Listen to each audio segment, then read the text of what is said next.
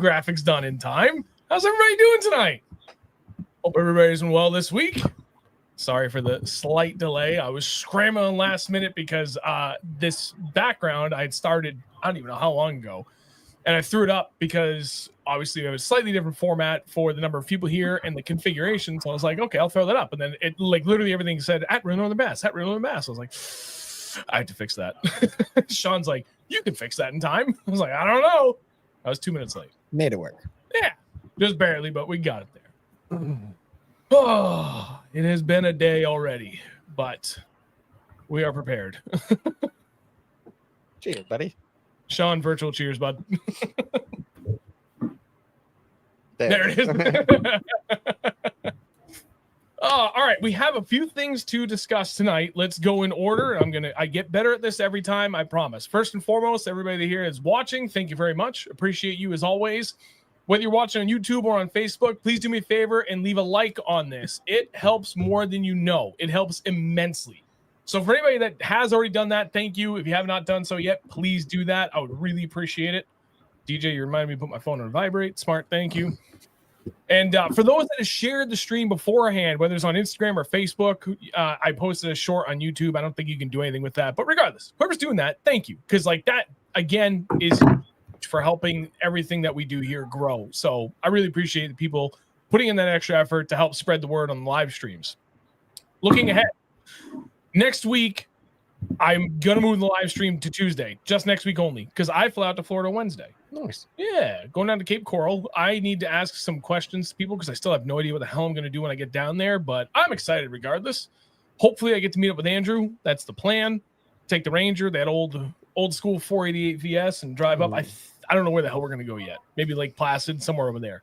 That's like halfway point between the two of us, and that's doable. It's like about 2 hours per person. So next week, Tuesday, and I'll make sure I let people know multiple times throughout the weekend and everything will be good.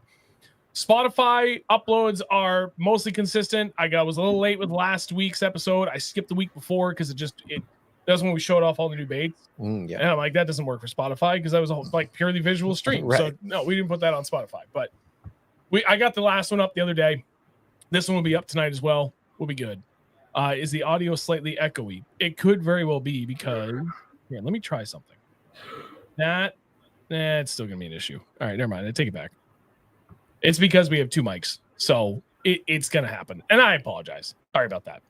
But yeah, Tuesday next week, same time as always, just Tuesday night, because I don't want to skip it, and that's the only time I can. We're flying out of Manchester at like 6 something Wednesday night next week, and then back on Tuesday. So the week after will be Wednesday, and we'll be good. So next week's the only little off thing. New Hampshire Outdoor Expo, March 7th through 9th. I've talked about doing sun shirts for like the last 2 years, 100% doing them. I got the samples in today. They feel really good. They fit really well. They look really nice. Oh, thank you. So I got a couple of different color options. I'll post tomorrow on all social media. I need feedback. Like I desperately need feedback on what people are actually going to buy. So I've got 2 color options I'm working with. I'm going to look at some other options. We'll see. I think that does need to go in the back. Yeah, absolutely. Okay, so it's going to be more elaborate than anything else we've done. I have more apparel there, more restock on flannels. I will ask about hoodies, but right now we're not planning on restocking on those. And we got a new hat color we've never done coming. That's going to look like really good. It's like olive green on the front, black mesh on the back, or a black stitched logo on the front. I think it's going to look really nice. I know that light blue color was a big seller. Yeah, actually it did pretty well, but we still have some left over. So we're just going to carry what we got left from the New England show to the New Hampshire show.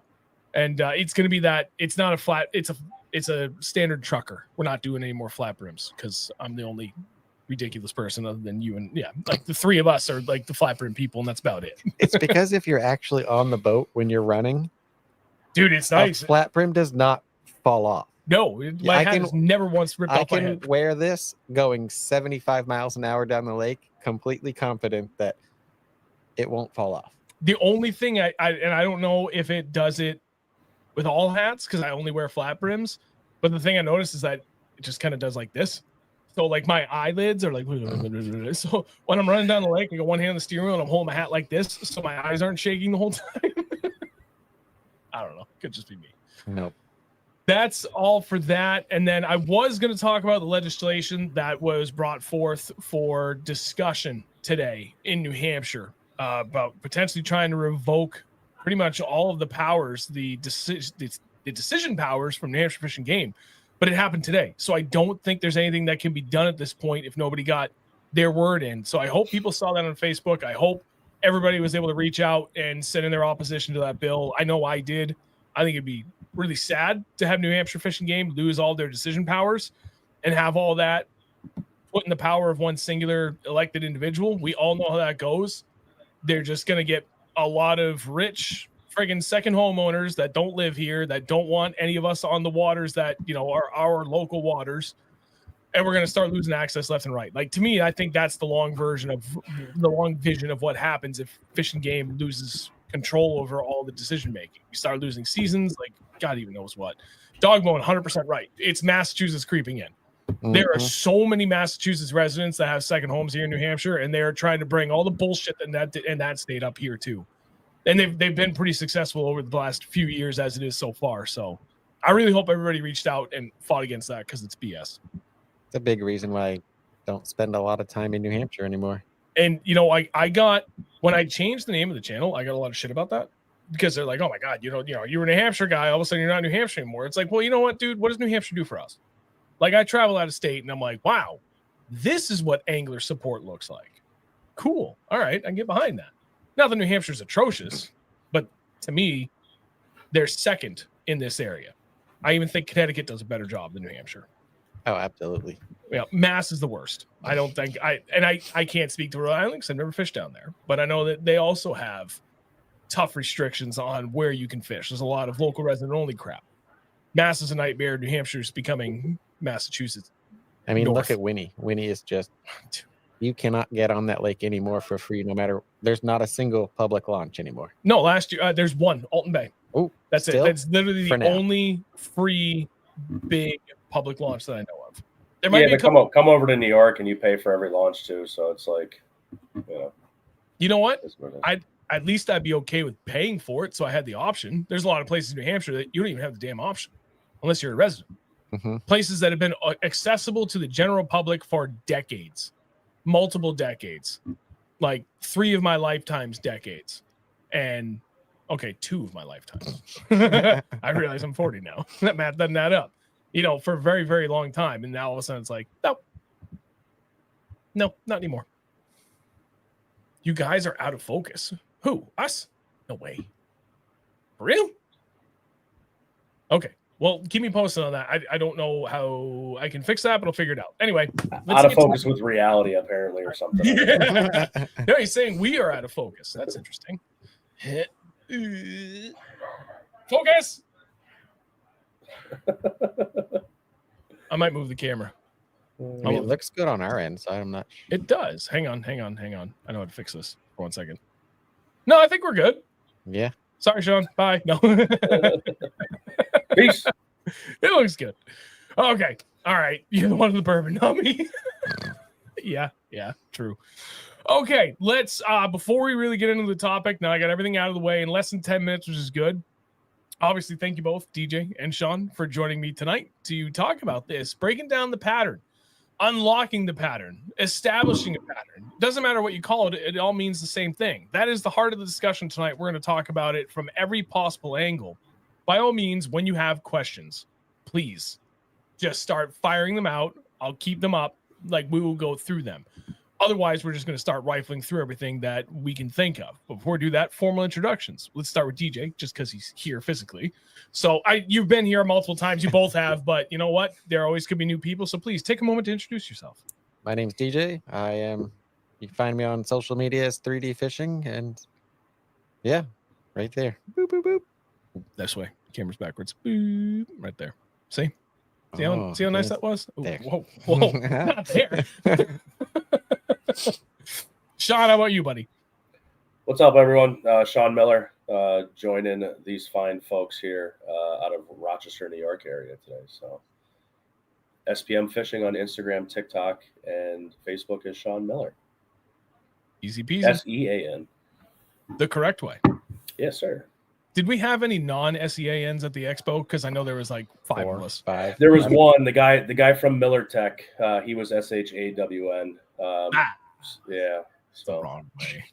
That's okay. I talked to him for 5 seconds, Okay.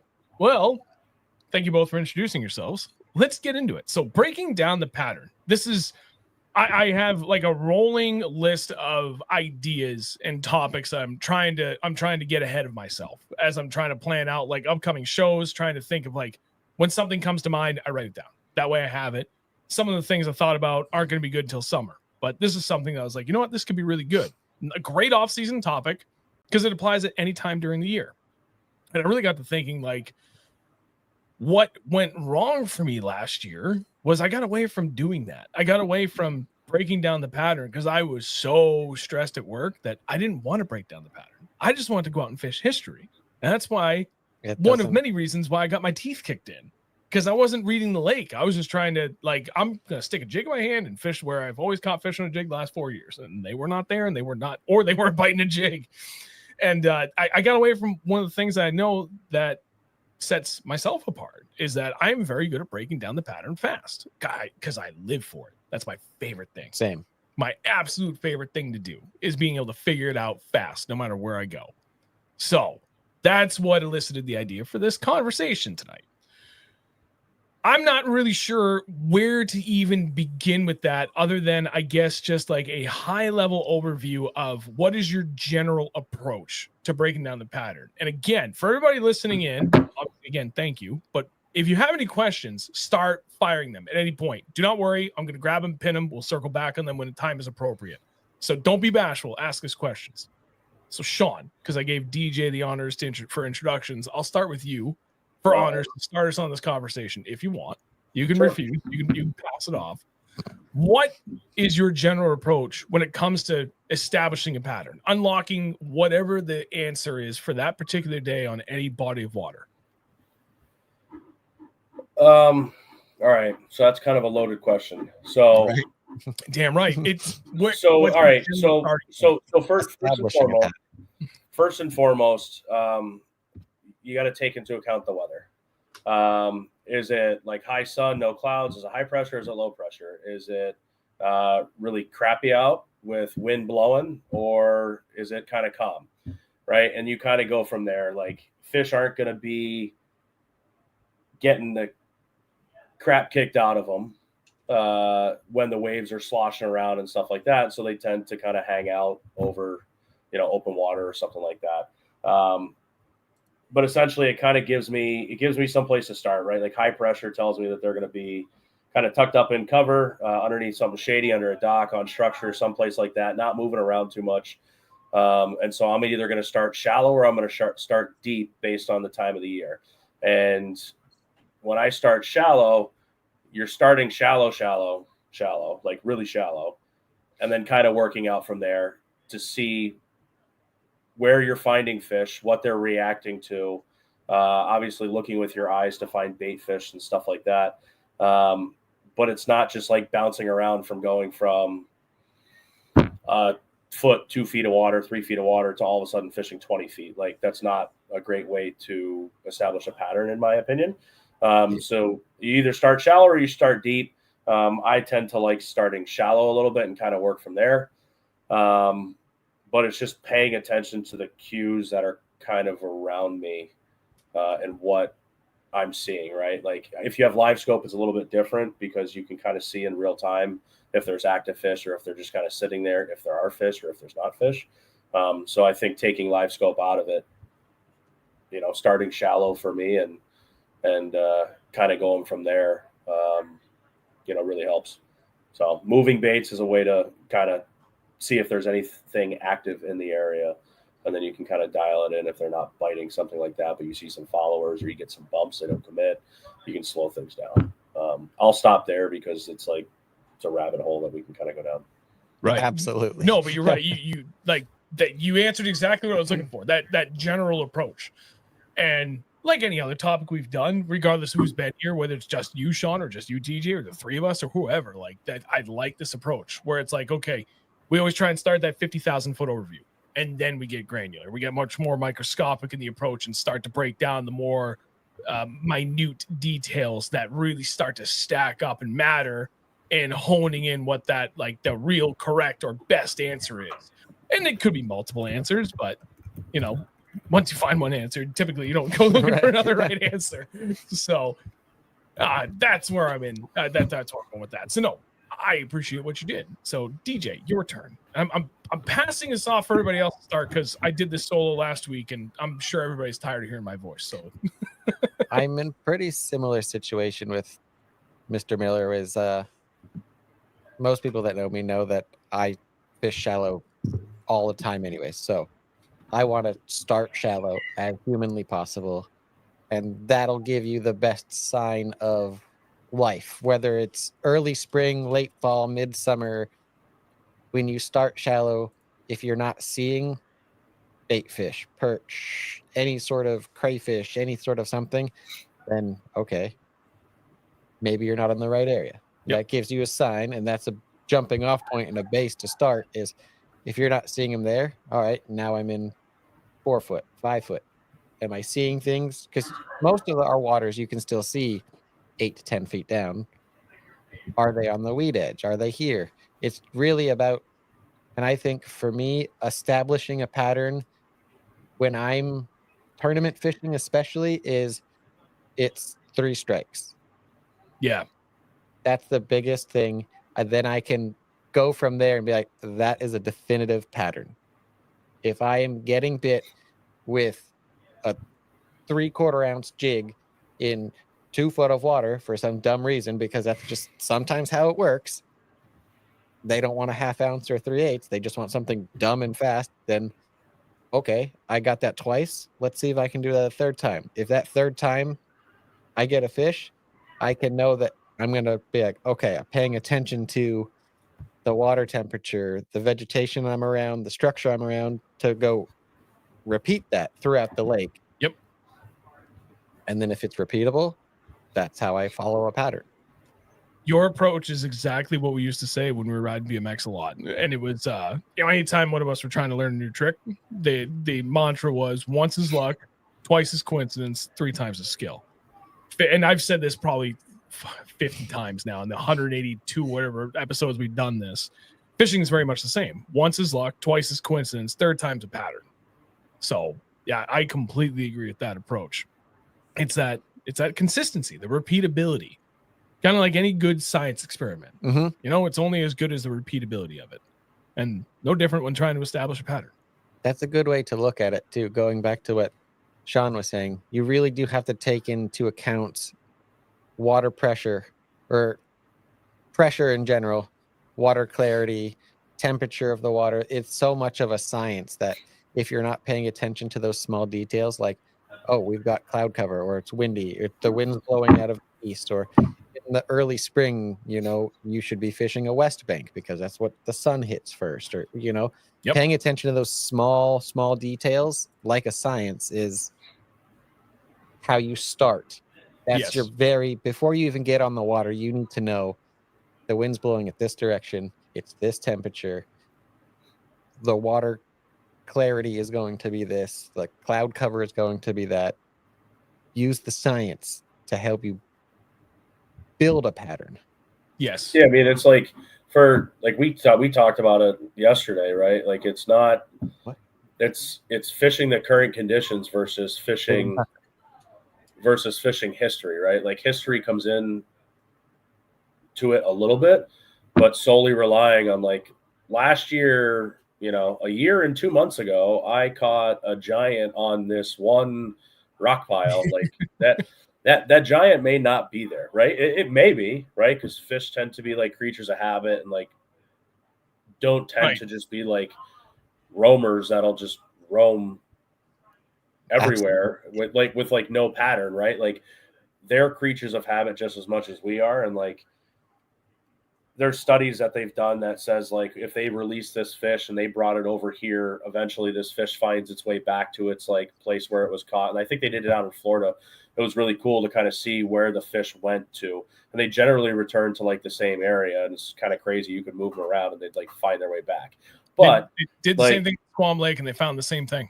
Yeah, it's kind of cool, but like, you know, like you can start with history, right? Like I know that there's a rock pile down here and it always tends to hold bait fish or always tends to hold fish and some, you know, whatever, right? Because fish, they relate to structure.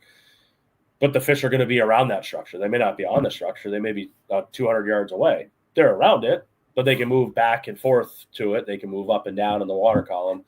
So like history is a good starting point, but like it's not something that you can necessarily hang your hat on and like live and die by. No, and you're right.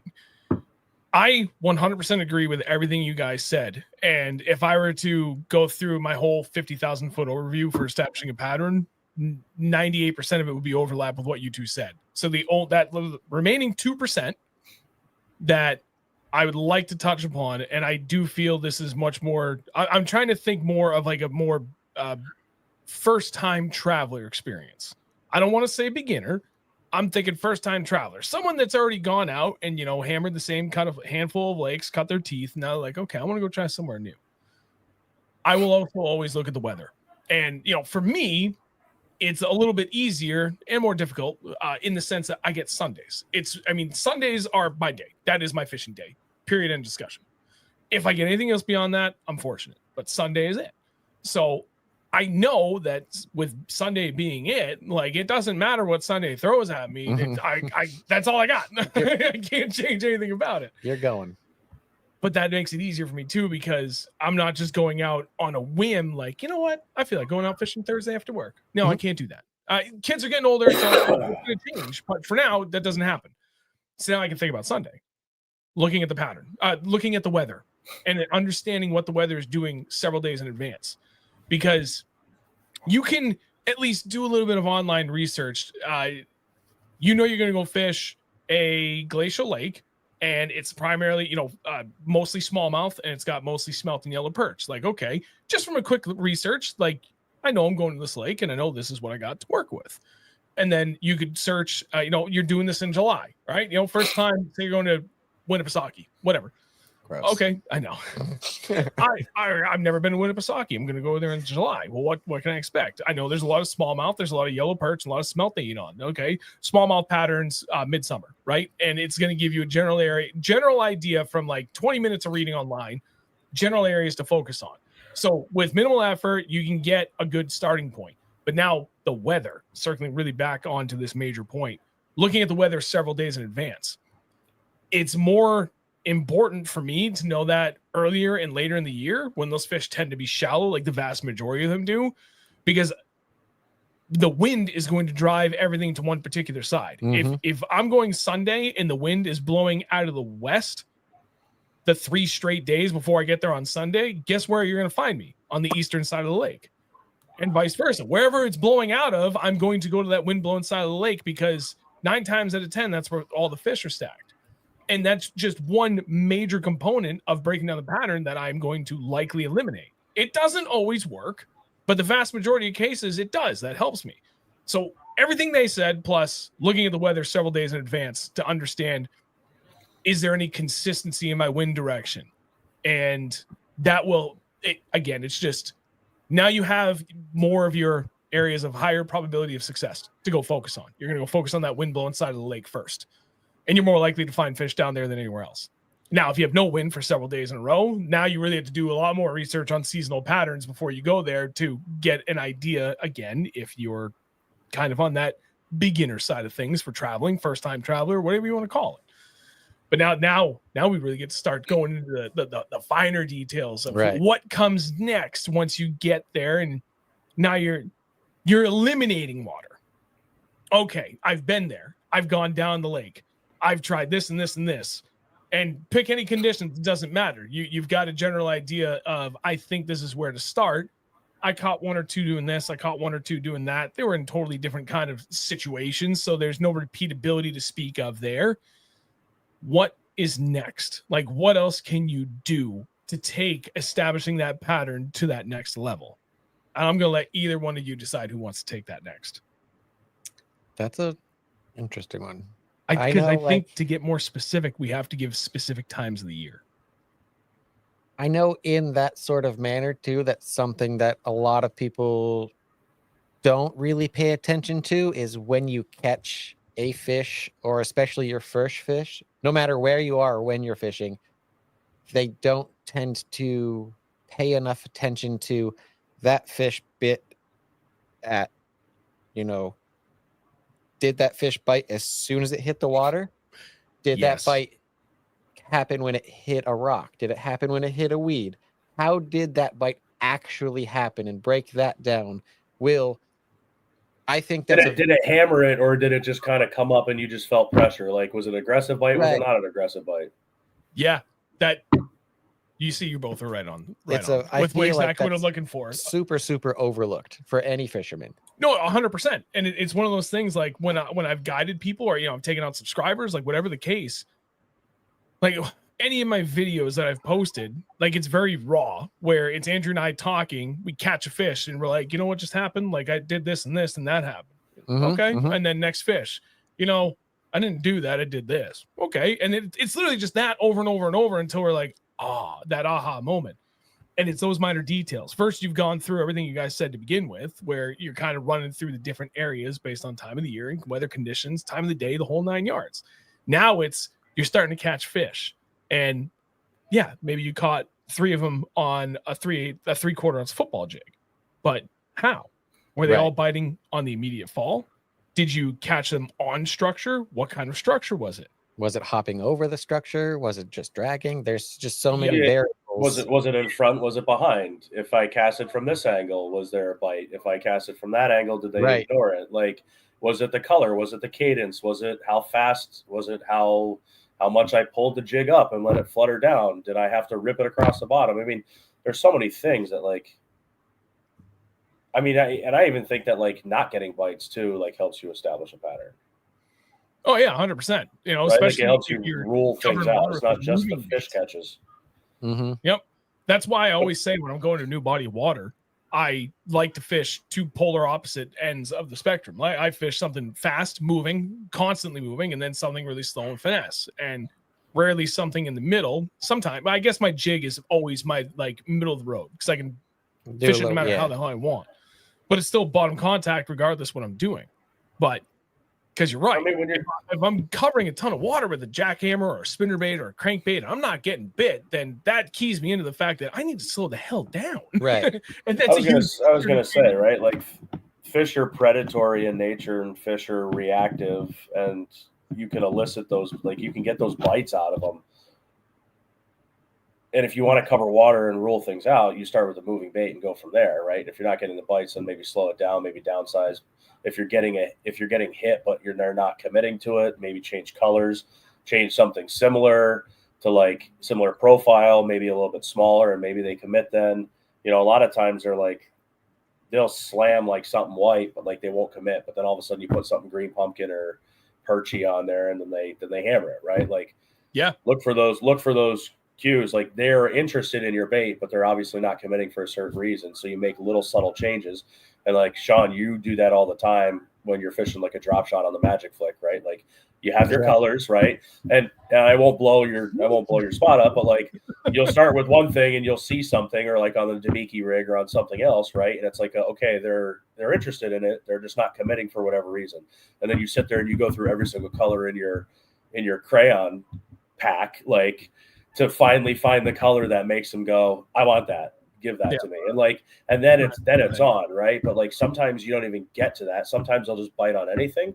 And I think that like there's no real pattern in that. Like pre-spawn, when they're all up on the shore, like just forget about it. Just go and throw whatever the hell you want next to the some flats and stuff like that and hang on and have fun. But like after ice out, that's tough, right? Where are the fish? Where do they go? After the pre-spawn, where do they go? The heat of the summer, when they're getting ready to fatten up for the winter. Like that's where finding these patterns and ruling out water with like moving baits and then slowing down and maybe going finesse because there's been a ton of pressure on the lake. That's where it kind of comes into play. Yeah. Nope. Very well said. So something you just said then talking about, I'm glad you brought up my approach with like drop shot, specific lakes, especially Demiki rig, and like the number of baits I will go through. Cause I do the same thing. I'm always like, I'm not concerned, but 8 packs on the deck with all different colors. I'm like, He's looking at it. Nope. Switch. Looking at it. Switch. Hammered it. Okay. He swam the wrong direction. Definitely not that one. Right. Yeah. You drop it down and you get like, I don't know, you start with something smelty, you drop it down, right? You see a fish come up and it kind of sits on it and it goes down. You're like, it's close, but it's not right. And you go to something you think is right, you get it down within 10 feet of that fish and he goes to the bottom. You're like, nope. Burn that back up to the boat, try something else. But I'm never concerned when I talk about that, because I've talked about that so many times, how I always have a massacre of baits on the front deck when it's like that pattern, when I'm like either trying to force it or I know it's going to work. And I'm always, again, I'm not concerned, but I'm always thinking like, do people believe me when I say that? Because again, I'm like, nothing in this. Like, I don't need to do this. I'd love to do this. I make a lot of money at my job. I don't need to do this. And I don't make a call for money at this. So like, again, I do this as labor of love. So everything I say is truthful. I have nothing to gain from this by lying. And, but it always makes you think like some of the things I say seem kind of outlandish, like unbelievable and incredulous. So I wonder, do people question my sanity sometimes? Fishermen are weird. We all have our little isms on like weird little things. I got a lot of isms. Right. But we all have like I'm not going to use this particular bait at this particular situation because I need 9 of these. Yeah. And we're, like kind of going back to the pattern and what like Sean Miller was saying was sometimes if they're not eating a spinnerbait, maybe try a chatterbait, maybe try a swim jig, slow the profiles down, change the profiles up, and that could trigger bigger, better, and or more bites. It's sometimes you're throwing that chatterbait all day, and you need to realize and think outside the box a little bit. How many people are throwing this exact same bait on this exact same body of water, this exact same color? It's still a moving bait. So try a spinnerbait. Right. Try a swim jig. Try a square bill. It's still moving baits. Just try and switch it up. And I feel like that happens a lot where people get stuck into the chatterbait is the deal, or, this bait is the deal, or, just try and switch it up a little bit. And you'd be really surprised. I found really, really good success this year getting away from a chatterbait and throwing a swim jig. Yeah, you did. Like, You did really well. And that wasn't just in the Northeast, that was throughout the entire country. Mike, I feel attacked. Hey, Mike. 3 things. So first off, you know what's funny? When you talk, you bump the table. And we used to have that plastic table. Literally the reason why I had this table built was because when people would bump it, it was so loud on the stream. So, and I was watching it when you were bumping it. I'm like, oh, sweet. You really can't hear it anymore. Nice. Number 2, this plays into number 3 on this, in that this is what I like about doing these live streams, because any one of the 3 of us at any point will turn around and like get very, very specific, like what I'm about to do next, where it's like, okay, now from this perspective, what do you recommend? But the natural flow of the conversation every time when all 3 of us do this, we get into the nuances of what you just talked about, just naturally the flow of the conversation. That makes me happy, because we don't, like, nothing has to be forced per se. We get a good starting point, and then just the conversation naturally evolves. And then I don't feel like I have to ever say like, okay, guys, we talked about the beginner stuff. Now let's specifically talk about the advanced stuff. We're just naturally just going through everything, which makes me feel good, because you guys are naturals at this. That's just kind of how we all talk when we're together anyways, exactly. about fishing stuff. So with that, we go on to number 3, and let's circle it back to a little bit more specific for, I guess, more of that beginner perspective. And I think that's always a tough thing, regardless of whatever the hell it is that you do. When you get to a point where I would consider all 3 of us at least, at a moderately advanced or advanced level for what we do with fishing, and you're at that level for so long, you kind of forget what it's like to think about it from a very, very, very beginner's perspective. And like, how do you dumb it back down to that? And the same can be said for a lot of things that you master at work. Me and my, Jesus Christ, what is it? My 18th year, my professional career, like I do a lot of things automatically I don't think about.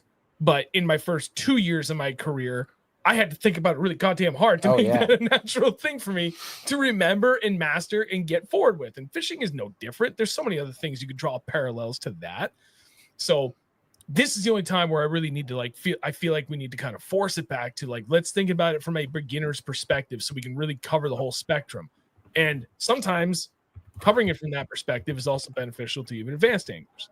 With all that said, my turn to go first, but the question is, you're going out, doesn't matter where you're going, doesn't matter what time of the year, and new body of water, and you're trying to establish a pattern.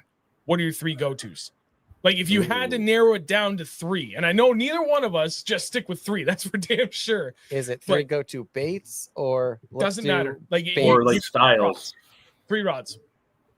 You got 3 rods you can pick, and I don't care what 3 rods those are, but you can only go with. You're going to start with 3 rods, and this is important to me to break it down as simple as this, because there's a lot of people that watch this, and I get this feedback a lot, that don't have 20 plus combos like a lot of us, and they don't have a relatively fast boat that they can travel anywhere. They don't have the time to get out like crazy. But the big thing, the most consistent feedback is I don't have 20 combos. I've got 5. So I and it's challenging when you really think about it. Shit, you're right. I've got 20 combos. If I only had to go out with 3 and try and do this thing, it's easy enough to do when you got 20 rod combos. I'd feel pretty confident though. I think I would too. Because that was where my background was pretty much fishing out of a rowboat and from shore most of the time, so I could only bring so much stuff. And I just realized how to set up a rod that I could throw multiple baits on said rod and it still work, which was super important. But to only pick 3 baits, I think. All right, if I had to do this with three baits, 3 rods, whatever you want to call it, I'm going to bring a Ned rig for my finesse presentation. It is the Wacky Rig Senko of smallmouth fishing, and it works shallow or deep, open water, outside edge of vegetation, hard structure. Literally doesn't matter. That thing is universal. You can throw it anywhere. Largemouth and smallmouth, you can catch smalls, you can catch small ones, you can catch big ones, you can catch numbers. That thing just does everything. So that's my finesse approach, and I'm gonna pick that up because I can cover the entire water column. And if you pick the right style head, where it's that domed head to it, not the flat top, you can swim that too. And when it hits the bottom, it will still stand and present. So you have a little bit more versatility with that. That's my finesse presentation.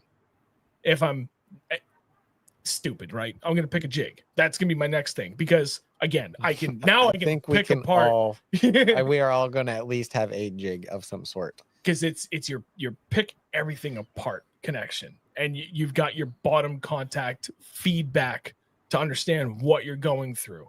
As long as you're throwing tungsten, a little bit harder with lead, not impossible. But you got tungsten, you're going to get that bottom composition feel and feedback and know what you're dragging through. It gets easier to understand that as you get more experience with that. The difference between rock, which everybody knows, but then what's the difference between hard pack bottom sand and then slightly soft mud and then really thin vegetation, and that's where that comes in handy. And I need to cover water. And I gotta admit, this is actually very hard for me to think about on the spot. But if I had to pick any one thing for recent success, I'm going to go with a swim jig. And I'm going to keep it relatively compact. I'm going to do a relatively finesse cut on the swim jig. And I'm going to put probably a 3.5 to 4 inch swim bait on the back, because I can get bit on that smallies and largies.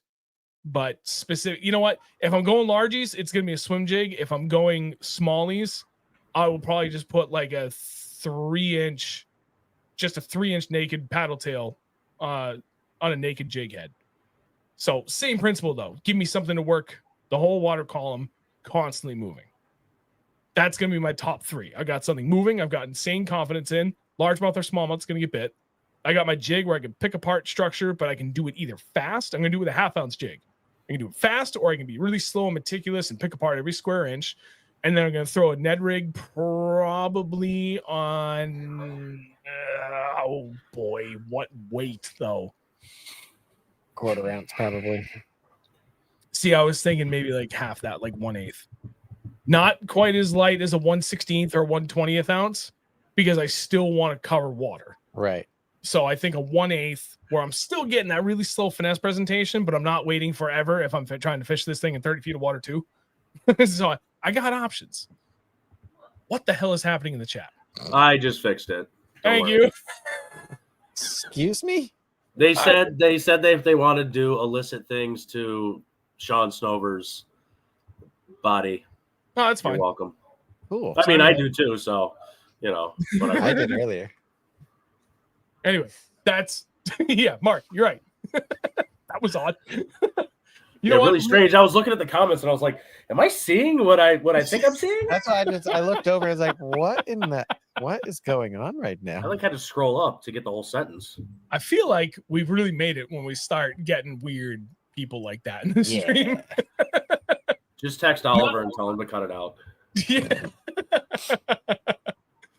I have a bunch of comments saved, but before we get to it, there's one thing here from Chad, and then I want you two to pick your top 3. Then we'll go through comments. But drop shot, finesse jig, jackhammer, notable spider jig.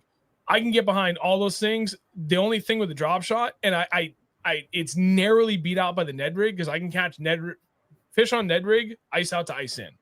Drop shot, there's a couple of narrow windows where I cannot get fish on that to save my life, but they will always pick up a Ned rig. Honorable mention to the drop shot, though. Very, very closely followed by that. Okay. I don't know. Rochambeau for who gets to go next. You got it. Virtual Rochambeau. Okay. Yeah. It's hard, right? Like if I had to pick 3, I'm gonna go jig. Because jig always. Yeah. It's literally versatile. Yeah. I mean, you can fish it, you can drag it along the bottom, you can swim it, you can hop it, you can do jig. I'm gonna say I always have a Ned rig tied on, but I want to be different, so I won't be super hyper specific. But I will say that I will always have some sort of finesse presentation when I feel like I need to like slow it down and downsize and just be like a snack for the fish. You're a snack, bud. Thanks, mate. You're welcome. And then for me, and last year, like, and we talked about this before on another stream, like big ass swim bait.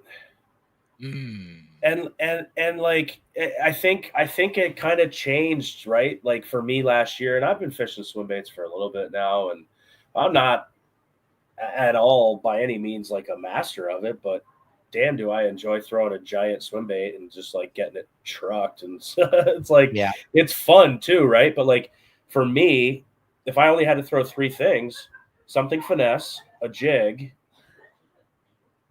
and then a swim bait, right? It's a moving bait, and it's got such great drawing power that even if I don't get bit, I can see that I'm in the right area and that they're at least interested in something that I have, right? If they're not committing, then maybe I go to something a little bit smaller to like, instead of throwing a 9-inch glide, you're throwing a 6-inch glide. If it's not getting done on a 6-inch glide, maybe you go to a small little like rubber paddle tail or something like that.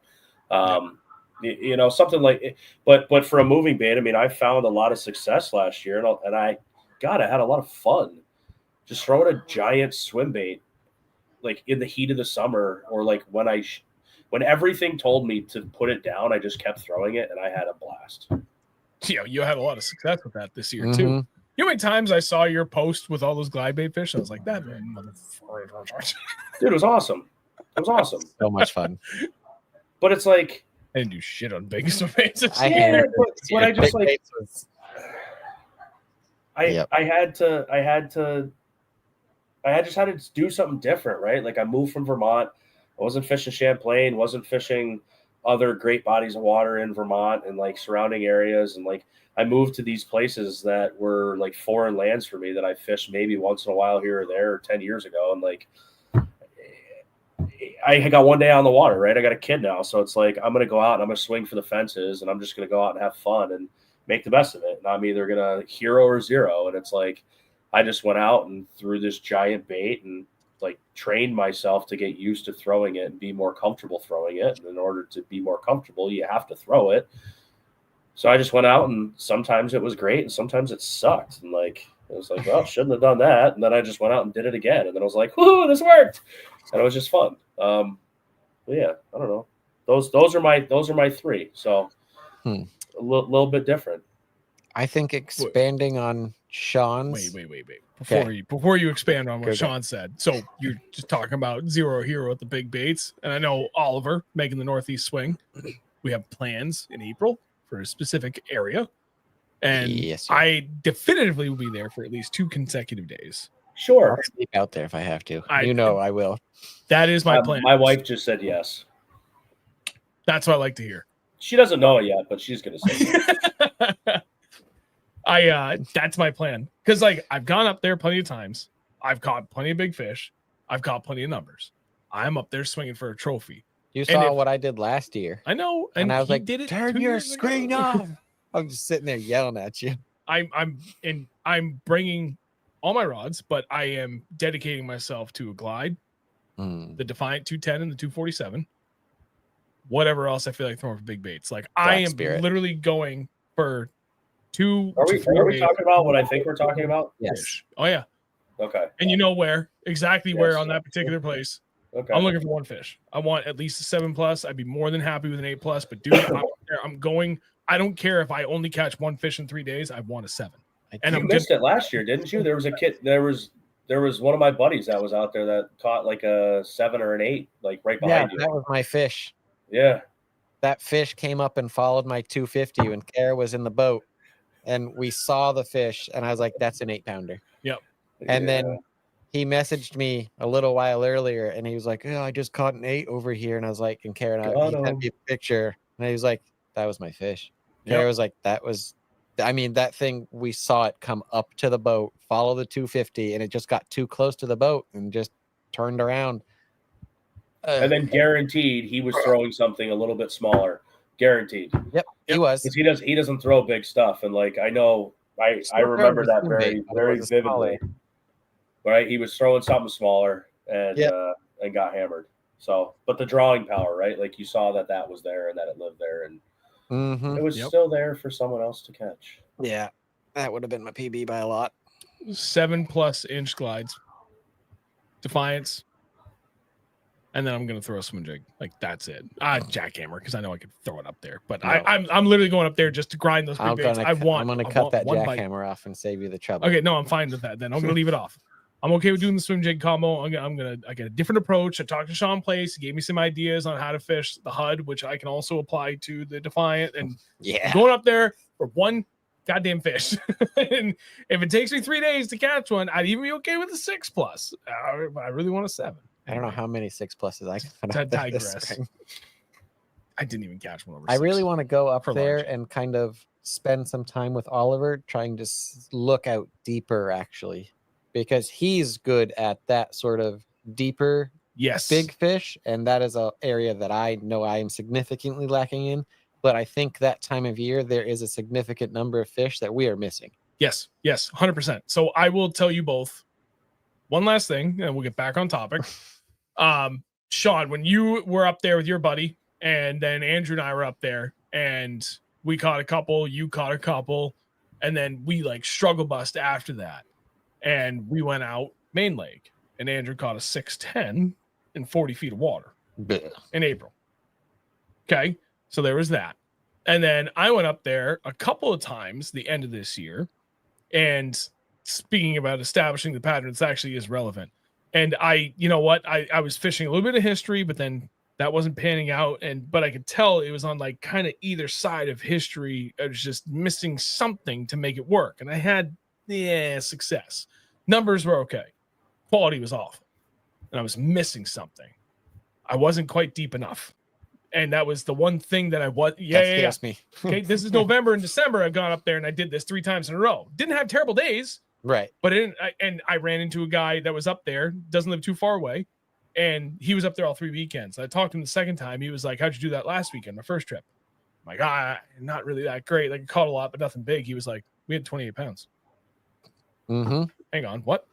And I told him, I was like, "Before you say anything, this is everything I did." He was like, "You weren't deep enough." And so one thing I didn't even allow myself to entertain, and that is a big thing that I have found ends up like with Andrew and I for years would kick ourselves in the ass, where we would be trying to establish a pattern. It's always the days where it was like we finally gave up the end, just didn't hit the results we were looking for. It's like, what did we miss? And every 9 times out of 10, it was something that we wouldn't even entertain because we're like, no, can't be that. Can't be. No way. Not a chance. And then talk to like 5 different people after, like, yeah, no, it was actually that. It's like, damn it. So to your point, to everything, talking to that same guy, even November, December, he was catching all those giants in like 55 feet, like out in the deepest areas. Oof. Yep. And they were 10 feet off the bottom in a lot of cases, but they would go down to pick up stuff. Food for thought. If they're not up there in numbers, biting the way we think, I'm sliding my ass right back out to the middle. Okay. Digressed enough. So after Sean's point, you wanted to elaborate on something. He was talking about, and our point was the 3 baits for beginners. If you only had 3 baits, what 3 baits would you throw to kind of like break things down, start things off? Like, what would you have tied on? He was saying like his glide baits, but I was thinking more of for beginners, even like a 6-inch like weighted paddle tail for beginners, because that's glide bait could be very intimidating. Yeah, it's just like a bigger swim bait, like a 6-inch mag draft or something like that. 6-inch, 7-inch Kitech on just a weighted swim bait hook, something to get some confidence built up in throwing a slightly larger bait, because I feel like we are so comfortable with throwing a 6, 7, 8, 9, 10, 12-inch bait that now if you're starting out, some of these people see a 6.5-inch, 7-inch bait and they're like, that's massive. There's no way that's going to catch a fish. And working the shows, I've heard that so much frequently is right. Like, that's a good bait. I have one of those too. Beautiful. But going back, I think as a beginner, just grab a 6, 7-inch Kitech or some sort of mag draft and throw that. My 3 baits would be 1/2-ounce jig, Arky style, because I just think you can skip it, you can flip it, you can punch it, you can swim it, you can do a little bit of everything. Not the best, but it is the best all around. Jack of all trades, master of none. Correct. I would probably have, I'm looking at it too as like you said earlier, like something for beginners. Yeah. Just a spinner bait. Yeah. The only reason I didn't vote for that for myself, because for the majority of my, I would say, advanced fishing, that's done really well for me. But for the last like 3 years, no. And spinner bait has not been my friend the last 3 years. My last one is annoying and I hate it, but just a weightless wacky rig Senko. That is probably the most productive way to find fish on a new body of water. It is stupid. Any body of water. Any body of water. Yep. Any skill level of fishing. If you're just starting out, just get a Senko, throw it. You'll learn so much from throwing it. It's dumb. It's too good. Like it's funny. Like you want to have an argument about like forward facing sonar and the Alabama rig and all that, blah, blah, blah, blah, blah, blah, blah.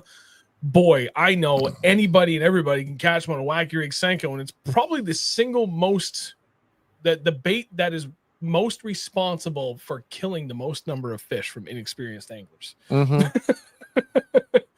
But we don't ban that.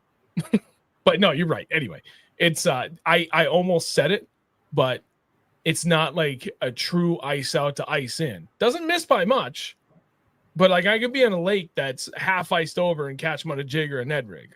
I can't say the same for a wacky rig Senko. You can also just straight weightless Senko if we want to go that way, because not even wacky rig, but a weightless Texas rig, ice out. It can be swam back to the boat and paused. It can just be, and it's good. Just that little shimmer straight down on a Texas, just weightless Texas rig. Just yep.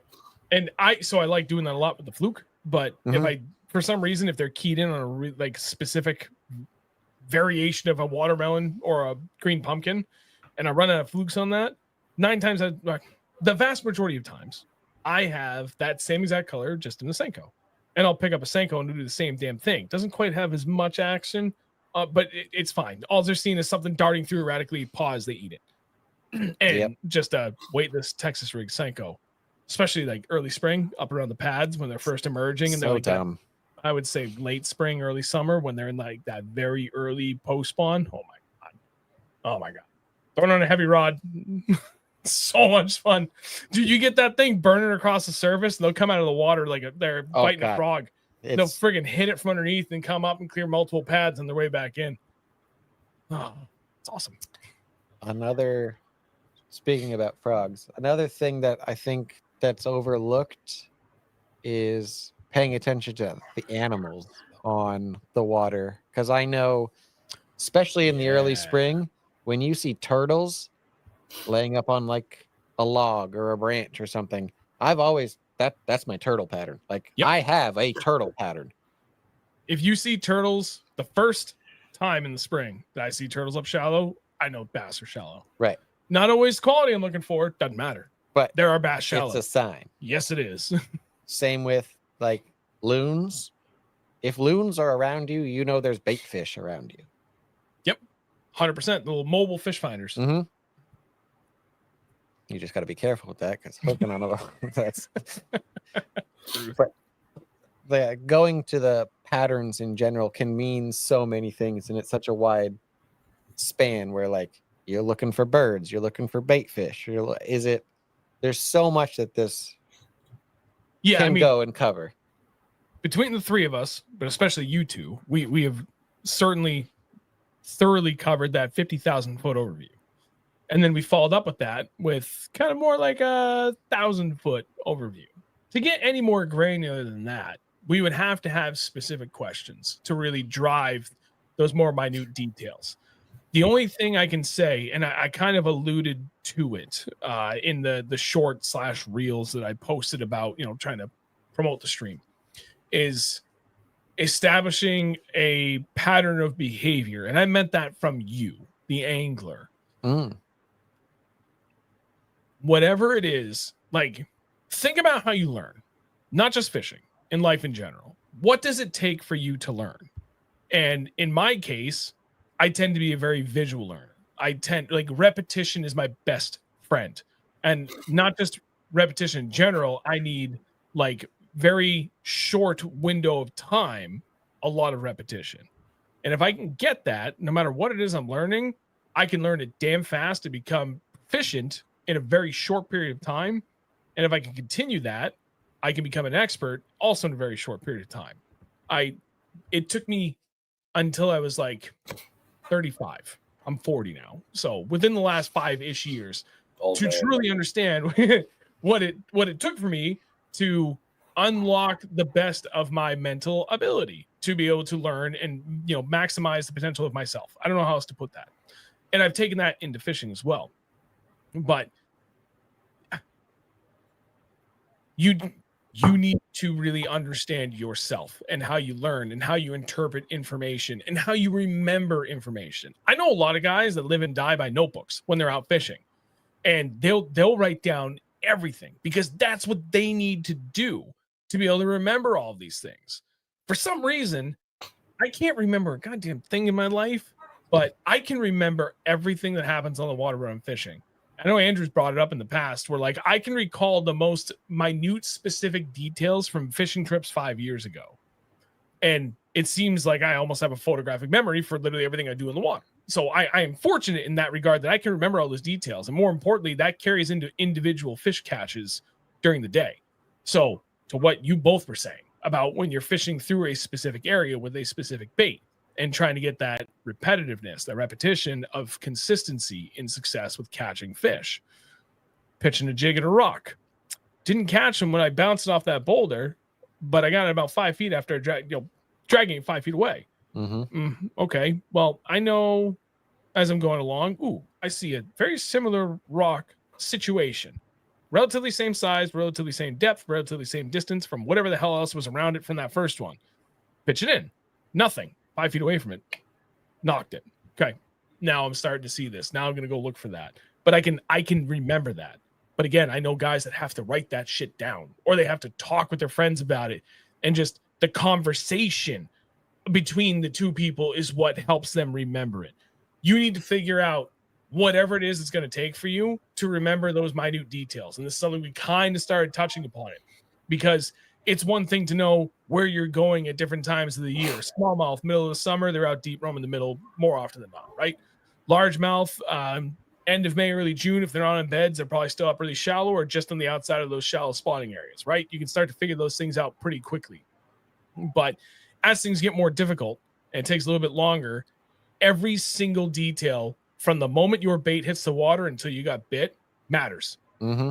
Whether it's 3 inches or 80 feet before you got bit, you need to start paying attention to all those, because there's got to be something extremely specific somewhere from the moment your bait hit the water till you got bit, that's going to be the key to unlocking that bite for the day. Not always the case, but there's plenty of days where, for whatever reason, for a number of different reasons, the bite is just tough. And that's when they call it junk fishing. Yeah. But there's still a little minute pattern in there. You know, there's one little nugget that you gotta find it. So one of the things, right? Like you talked about, like writing things down, paying attention, talking to a friend, doing this, doing that. Like, you know, you and Andrew bounce stuff off each other all the time, and it's like, hey, I did this, I did that. How did you get bit? Whatever. For me, a lot of times, like I'm kind of off in like my own world, and like I don't know, maybe zoned out, not, I don't know, piece of candy over here, you know, like my like ADD brain. But like I found, and I don't do it enough, and I need to force myself to do it a little bit more this next year, but stick a GoPro on your boat. And it's not just for like content and like cool fish catches and like, you know, setting the rod like a madman. But like for me, what I notice is like if I go back and I watch my little clips that it generates throughout the day, I'm like, I think I was doing one thing. And it's like, oh, how'd you catch that fish? Where'd you get bit? And it was like, oh, I was doing this and I triggered that bite. And it was like, not at all what happened. I thought I was moving it like slow, and really I was burning it. And like, you know, so it's like you go back and you watch it and you go, okay, that's how I was doing it. Right. Like you're in the moment. And oftentimes a lot of things you're like almost surprised sometimes that you got a bite, especially if it's like, can be a slow grind. That like you lose focus. But I find that like the camera doesn't lie. So like you can go back and look at it and be like, this is what I was doing, right? It was like on the pause when I wasn't moving it. It was when I was burning it across here. I just ripped it out of the grass and then I got a reaction bite. Like, you know, like I had the rod up here and all of a sudden then it, you know, I got hit. I didn't even have time to like just kind of reset it after ripping it out or lifting it up. And I could see it happened on the fall. And like, you don't think of that stuff. You don't remember it when you're out there. How'd you get bit? I don't know. Really good point. I think I was doing this, right? But like when you go back and you watch it, maybe in reality, sometimes it was something a little bit different. So I found that like sticking a GoPro someplace on the boat where you can see yourself fishing on a regular basis is tremendously helpful to go back and understand how you were getting those bites, what you were doing, where you were, boat direction, the whole 9 yards, right? Like you could go as far as you want down that rabbit hole there, but like, yeah, the video doesn't lie. And I often find myself like catching myself in lies in my own mind, right? Like I thought it was this, but in reality it was this. And so I think it's very important to have a camera on the boat. Yep. No, very, very well said. And that's one of the things like I joked about it. I'm the worst YouTuber out there as far as like community, in the sense that like I don't watch anybody else because I don't have time for it. I'm working, I'm with my family, or I'm making my own content. And the rare time that I do have time to sit down and watch videos, I go back and watch my own, literally for that exact reason, because I will pick up on things where I thought I was doing X when really I was doing Y.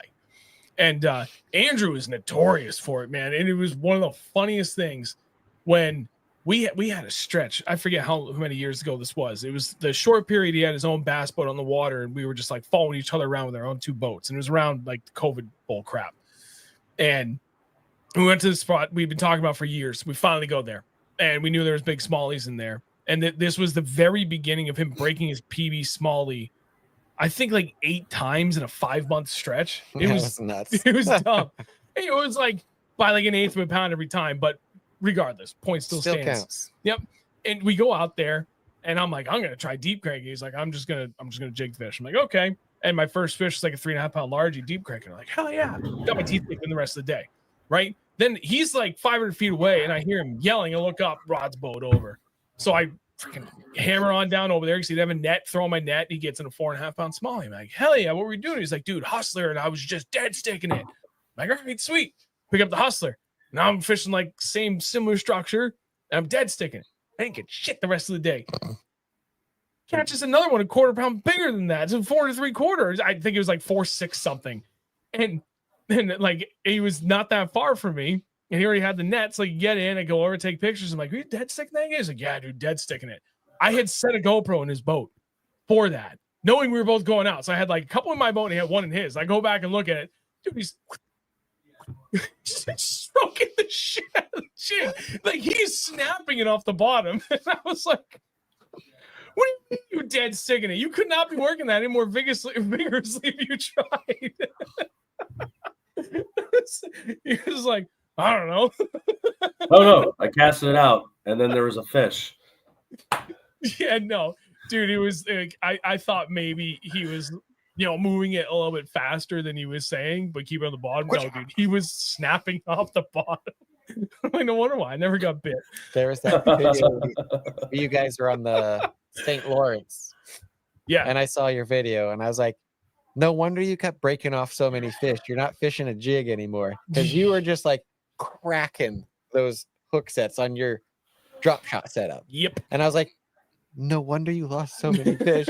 You were just slacklining with that drop shot rod. And I was just like watching the videos just and I was like, oh, why did you do that? Because I'm dumb. I was dumb. I've learned since then.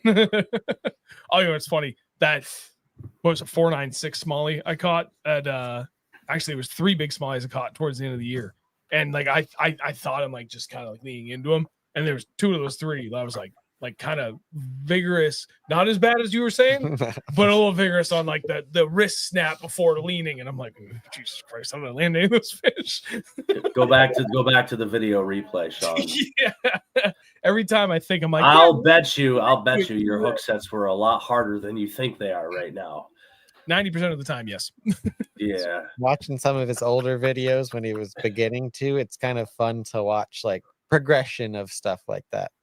Oh yeah. No, for sure. Like I amaze myself sometimes. I don't really ever go back and look at older videos that often.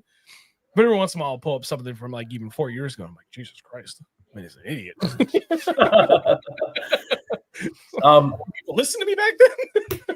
So I will say that there are some really good comments up here in I have a bunch starred. Oh boy, where are they? So the one that stood out to me, like while you're looking for stuff, Reagan Harding said a long time ago, when you figure out a pattern and you start catching them, how long are you staying on that spot? Or are you circling back later in the day?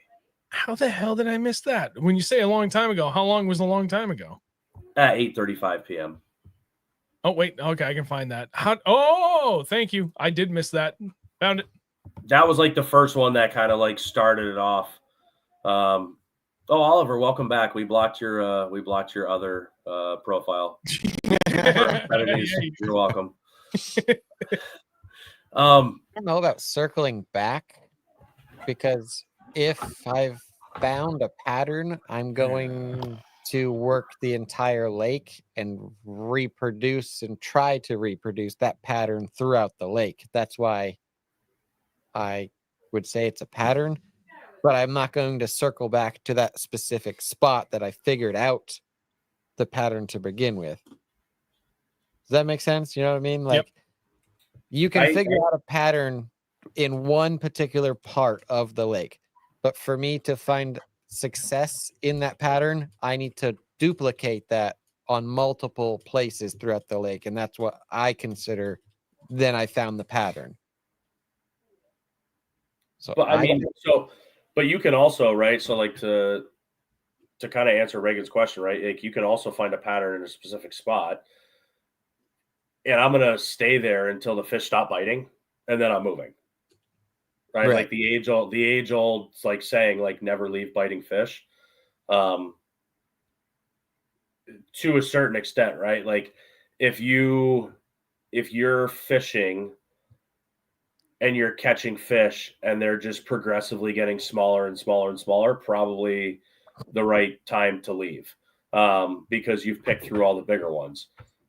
Could you get another big bite? Yeah. But like, I'm leaving when the fish stop biting, or it doesn't become worth my while to sit there and grind over bites that aren't doing me any favors. And like, fun fishing and tournament fishing are obviously two different things here. Like, when I go out to fun fish, I go out there to catch fish, and not, you go out to catch big fish, but like, sometimes just getting bit is fun too, right? So like, Oh, if you can go and just like, I don't know, you can go and just like yank them out one after another, like, that's kind of fun. Like, put a little beat down Absolutely.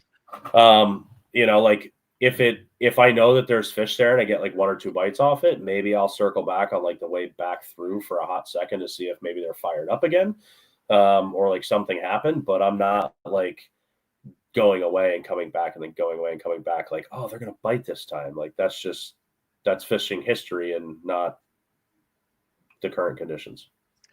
The only exception I have to that, like, rarely when I figure out a pattern and the bite stops do I circle back, other than the middle of the summer when water temperatures are really consistent. Like, you get or beginning of the year, end of the year, when your water temperatures are changing pretty rapidly, and through a range where they really would typically be doing very different things, say at the water temperature at the beginning of the day versus water temperature at the end of the day, versus in the summer, everything's post spawn. Like, kind of doesn't matter what the water temperature is doing. They're all kind of doing the same thing regardless.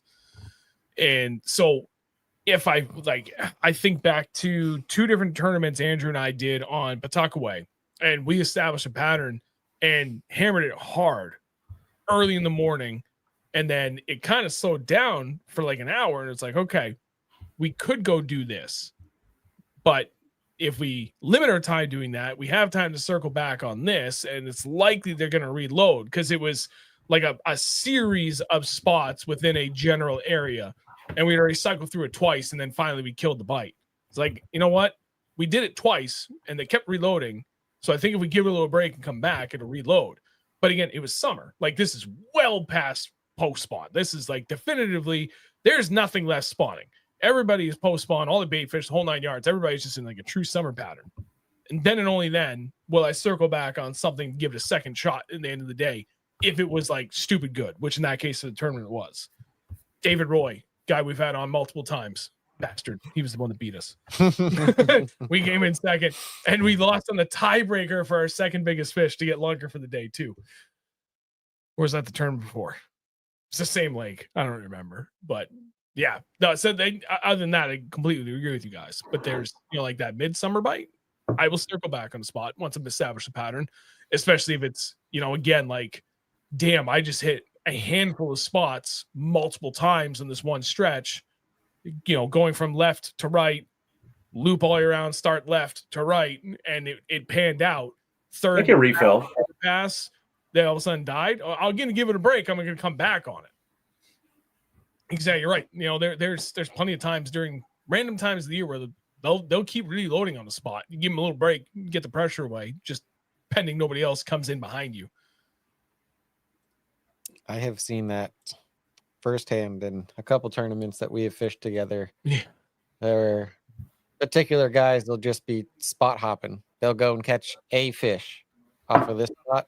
They'll go a mile up the lake, catch a fish, and they'll have like a triangle or a square or a circle that they are just letting all of their spots reload as they come back to catch boom, boom, boom, boom, boom, just every single time. That year up in the Berkshire thing, when the first year out did it, and Keith kicked the shit out of everybody.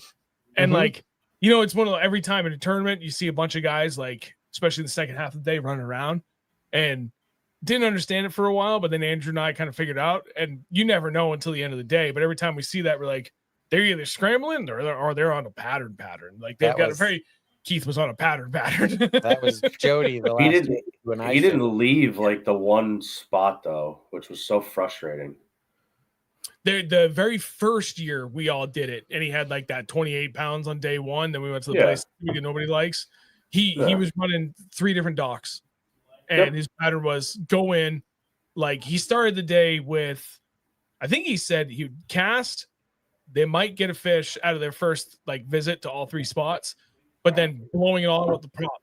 like blowing it out hard with the outboard, run into the next spot, repeat, cast, maybe get something, maybe not, blow it all out, go to the third spot, blow it all out. By the time they got back to the first spot, it was still murky and the fish were really fired up.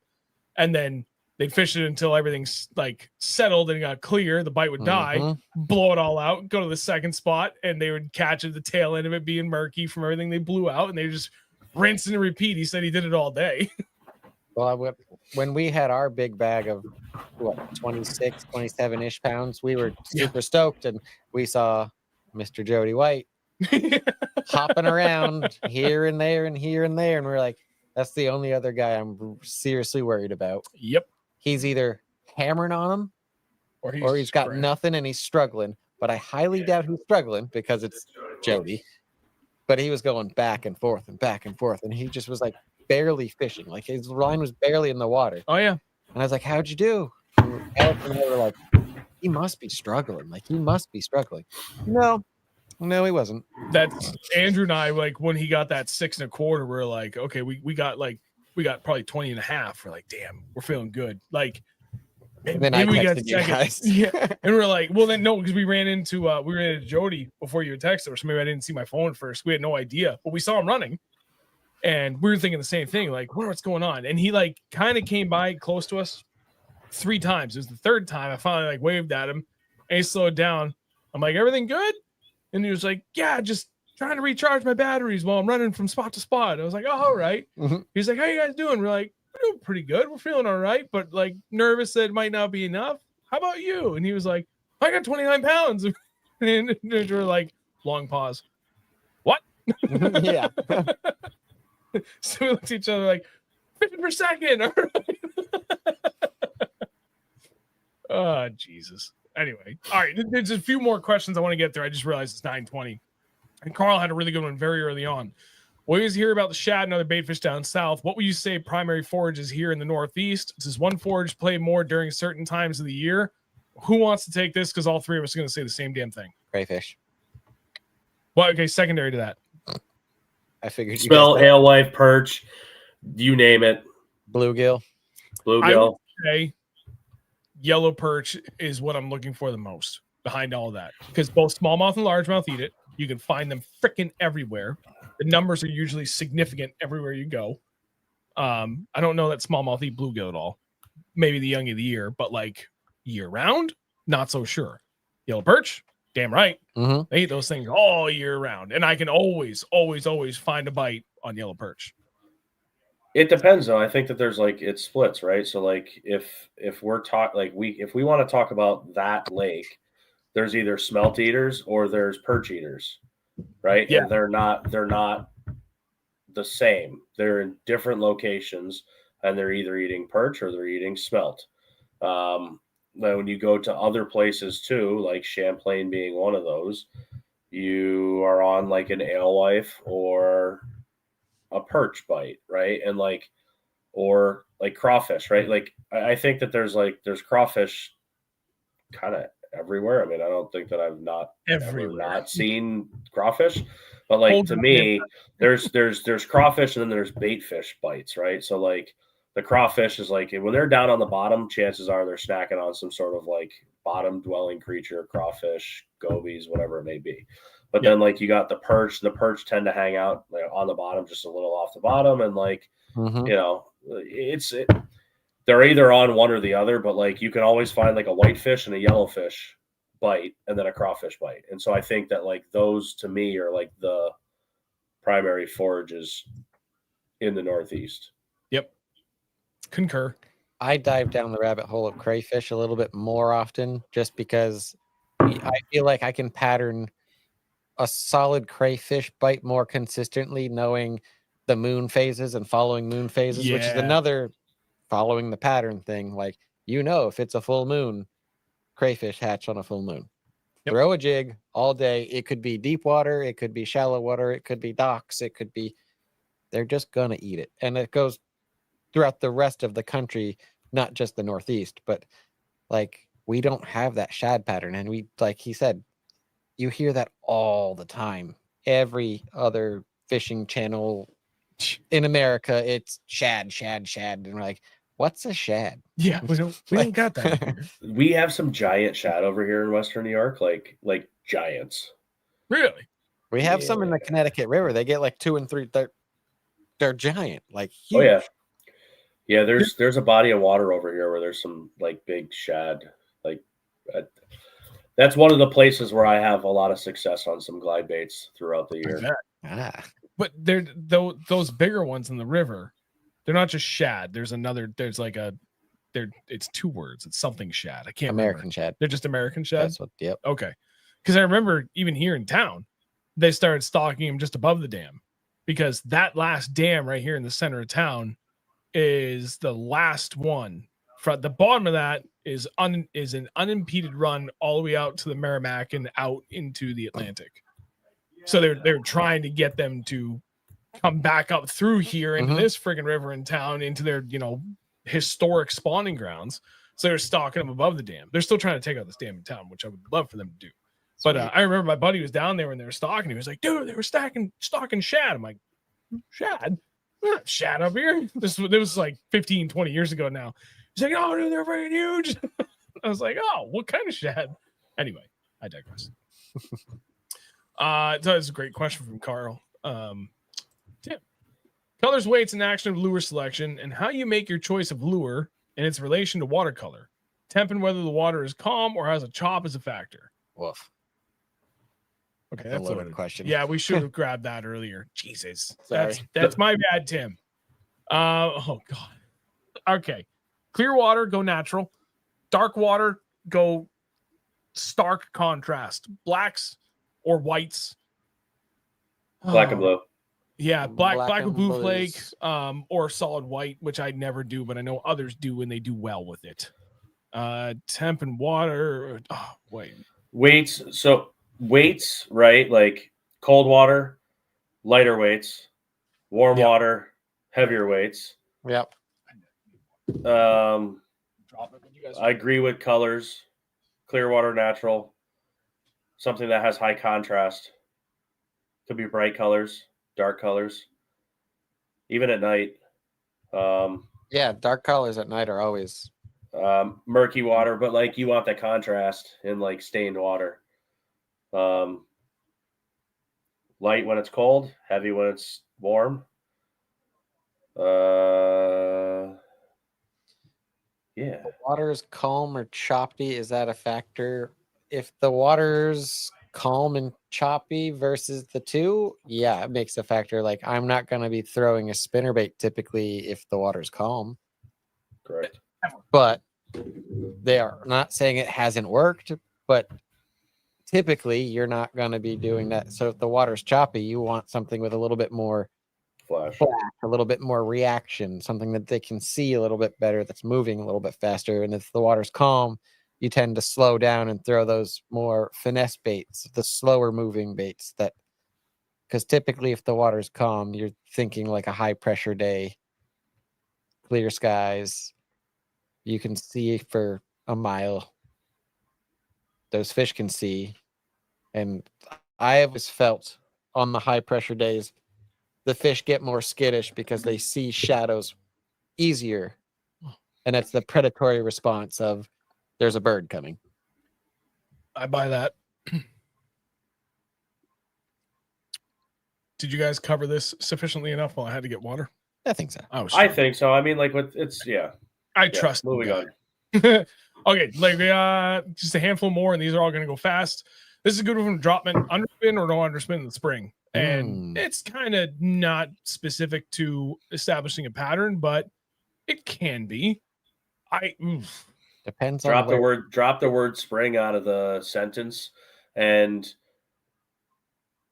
I would say that underspin or no underspin depending on the conditions. If it's if it's stained water, and underspin can be great to add a little bit of flash and add a little bit of thump to help the fish locate the bait. If it's cloudy, you might not necessarily need a little bit of an underspin, but like the underspin can produce a little bit of light when like the it can help you. It can help you when it's cloudy, produce a little bit more light and a little bit more flash for the bait to be located, but it can also hurt you When it's like sunny, you can use an underspin to kind of reflect some of the light from the sun, but that's like the silver versus gold kind of thing. Silver when it's cloudy, gold when it's sunny. I mean, that can be a rabbit hole. I wouldn't say it's just for the spring or just for a certain time. It can be fished year round, but like depending on the light conditions, I'll fish an underspin or not an underspin. Yep. I have nothing to add to that. That was beautiful. Spot on. I'm going to say Alex's for last. Alex question for last because it's a little off topic. But Joey, when you find a pattern, do you stick with the same bait the rest of the day? I will stick with it for a long time, but if I'm hammering them on it, like no more than 10 minutes in between bites, and all of a sudden I go an hour without a bite, you better believe I'm putting it down. Actually, I probably only make it to the half an hour point before I pick something else up. I'm not a very patient man when it comes to if I'm on them and all of a sudden the bite stops, I'm immediately thinking, what the hell changed? What did I start doing differently? What did they start doing differently? Yeah. I'm immediately picking something else up. I don't give it much time. I know if I'm pre-fishing for a tournament and I've only got a couple days to pre-fish, if I get 2 or 3, 4 bites on that bait is going on my deck and I'm not touching it again. Same. Done. Yep. Game over. I got bit. I may pick it up, say day 2 of my pre-fishing or practice and see if it produces again. If it does, it's going directly in the rod locker, and we're going to try and find another pattern to have more success throughout the day. So you have a backup pattern. So I would not throw that bait the entire day in a tournament situation unless it's producing consistently. Yeah. Sean, anything? Nothing. I like it. Spot on. Okay, Alex. Moving on. Sean, you might do the two of you might be able to be better able to answer this because I have fished the 210 from Defiant a number of ways, but I still haven't caught fish on the thing. And that's on me. That's not on the bait. I'm not giving it enough time. But Alex wants to know, what's your favorite way to fish the 210? Slow dragging, similar to a jig, or more chuck and wind straight retrieve? My favorite way to catch to fish the 210 is with a giant fish hanging off the other side of the hook. Depends on where I'm at, what the structure is, how I'm fishing it, what kind of 210 I'm fishing, if it's a slow sink, fast sink, so on and so forth. Dragging it along the bottom or just like letting it sit there and just like kind of moving it ever so slightly can be awesome. If that's what the fish are like telling you to do, right? Like the cool thing about the 210 is because the way that it's weighted, it falls straight down and it doesn't fall head first, right? So like it's a very natural profile. You can burn it along the top of the grass. You can kind of like pick it through the grass a little bit, like the hooks stick up. They're not super exposed, but they're exposed enough. You can just kind of like let it fall. You can kind of yo-yo it. You can burn it. You can hop it. You can do so many different things. My favorite way to fish it is whatever way gets me bit. I found to have the most success with that the last year or so is literally, I think either you or Oliver was telling, just fish it exactly like you would fish a jig. See, that's how I was fishing it, and I still couldn't get bit on it. And I mean, I was skipping this thing under docks, fishing it like a jig, and putting it around weeds and pads just like a jig, and would just hop it up and just kind of let it flutter down, and it would just get crushed. I mean, the rod would be taken out of your hand. Jesus. I didn't get to play around with too much deeper water, just cold. I feel like that's a cold water, deeper, like just slow dragging it is just too monotonous for my tiny squirrel brain. That's fair. To be like, this is boring. Yeah. And then I'm like, oh, well, scared all the fish away. Cool.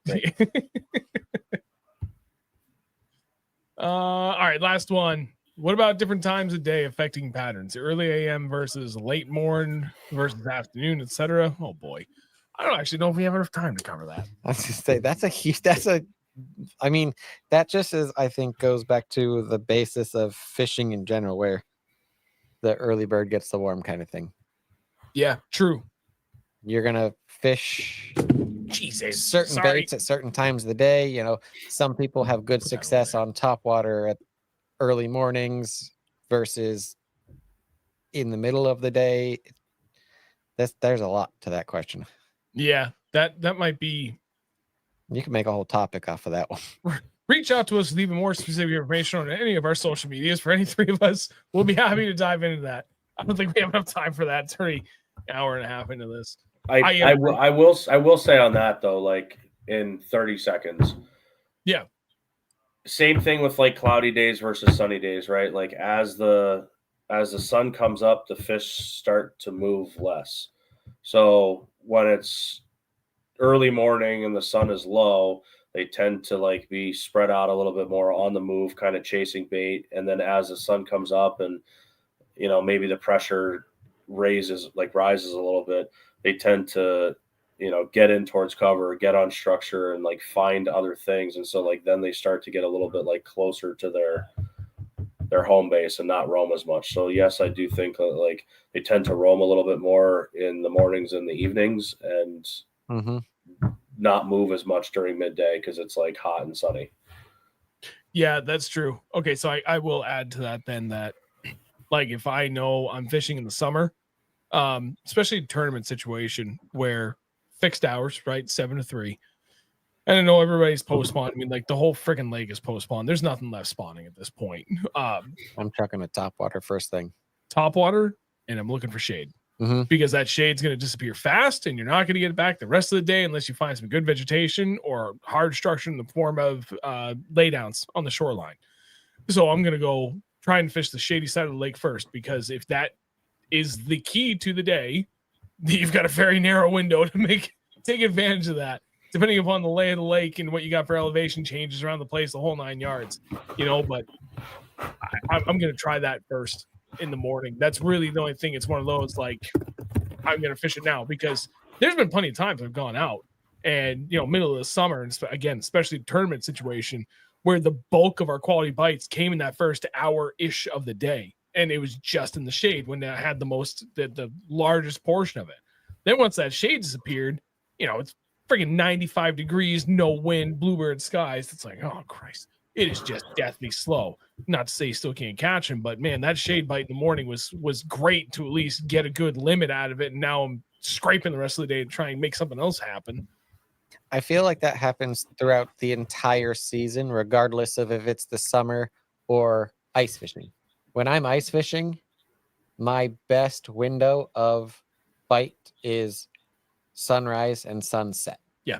Every single time. And I feel like we can all attest to that when you get out on the water first thing in the morning. As the sun's rising up, you have the most success.